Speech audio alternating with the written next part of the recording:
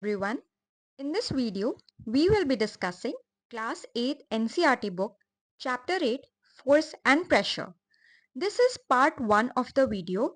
Please watch the other videos as well. Link is shared in the description box. So let's begin. What is force? If we define it in simple words, it's a pull or push or both actions. Let's understand this with a simple example. Suppose we have to move a heavily loaded cart. We can either push or pull by our hands.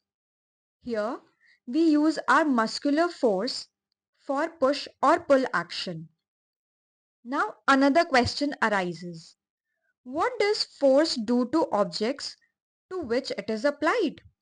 The answer is it may bring change in the state of motion of object to which it is applied. Force may also change the shape of the object.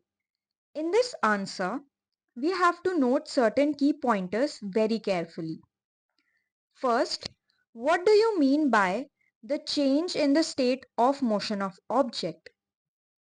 The state of motion is characterized by the speed and direction of motion of the object.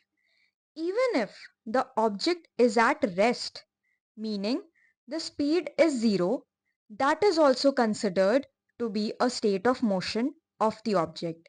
Both state of rest and of motion are said to be state of motion of the object. Another thing to be noted here is that force may change the state of motion of the object. Meaning, let's just consider this statement here.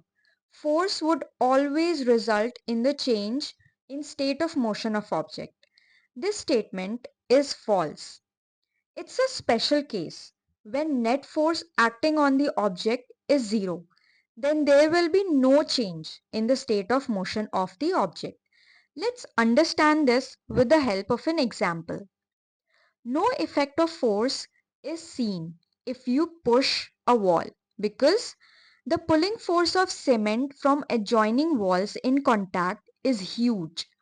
Also, no effect of force is seen if you push or pull a very heavy trunk with maximum force as you can because you do not overcome the frictional force from ground. Let us go back to our previous question. Here it is also said force may change the shape of the object. Every object has certain internal attractive forces within itself to help maintain its shape.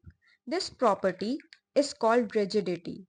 When the force applied overcomes the rigidity of the object, then the shape of the object will change. Thus, force may not always change the shape of the object. Let us consider few examples for this statement. As you can see in the picture, there we need a dove in the plate. Pressing the dove with hands. Dove changes its shape as force by fist is applied. However, there is no change in the state of motion of object. As we already know, speed is equal to distance upon time. Next example is when we sit and get up on a spring fixed to a seat in a bicycle. The spring moves up or expands when we get up from it and goes down or contracts when we sit on it. There is no change in the state of motion, but there is a change in the shape of the object. We will consider the next example. We put a weight at the center of a plastic scale placed between two bricks. The scale bends at the weight. Thus, there is no change in the state of the motion, but there is change in the shape of the scale. We press an inflated balloon between our palms. The balloon squeezes, becomes oval or elongated in shape. There is no change in the state of motion, but there is a change in the shape of balloon. Consider other example. We press a rubber ball placed on a table. It becomes elongated or oval in shape. from a sphere under force. There is a change in shape, but no change in state of motion.